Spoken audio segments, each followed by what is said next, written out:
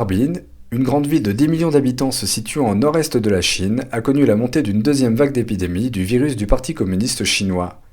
Le 16 avril, une vidéo sur Twitter montrait que dans la résidence internationale de Fenglan à Harbin, un homme était allongé par terre et ne bougeait plus. Un soignant, en combinaison de protection, était en train de l'observer. Les gens autour portaient tous un masque. Le même jour, de nombreuses résidences ont été bloquées. Des mesures strictes de confinement ont de nouveau été mises en place. 哈尔滨发现疫情的小区风雨路全部封死了又，现在又安这个护栏了。现在是从宏图街，哈尔滨的宏图街一直封到大有房，整个进步小区全部封死围挡。 Parfois, des moyens extrêmement austères sont appliqués. Au bâtiment 3 de la résidence Jingcheng, toujours à Harbin, la porte d'entrée d'un immeuble est scellée par un sceau. Les habitants n'ont plus la possibilité d'entrer ou de sortir. Une affiche collée sur la porte indique « Cas suspect de coronavirus détecté dans cet immeuble ».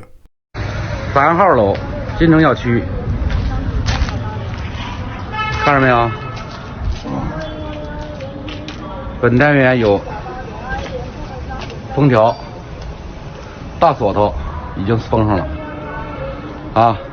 买这个是确诊病例，人也不用下来了，也上不，人也上不去，也下不来，啊！ Une autre vidéo datant du 14 avril montre que de longues files d'attente s'étendent devant le service ambulatoire du premier hôpital de l'université médicale de Harbin. Les files s'allongent jusqu'à la rue à l'extérieur. 看病的人就这么多，院里已经排不下了，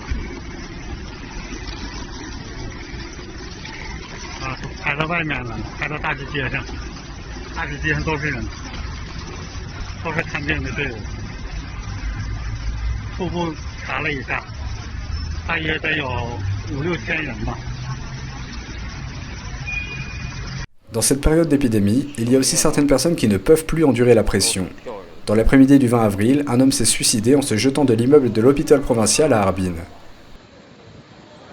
Selon la police, une note a été trouvée dans son téléphone portable dans laquelle il explique que son suicide était dû à une fièvre inconnue qui dure depuis presque 10 ans, que cela lui a ôté l'envie de vivre, que ce n'était pas lié à l'épidémie. Les internautes ont trouvé cette excuse inventée par la police ridicule.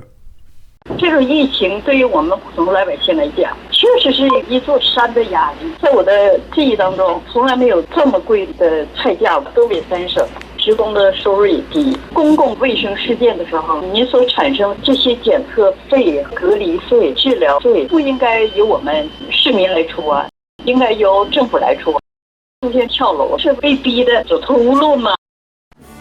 NTD News, France.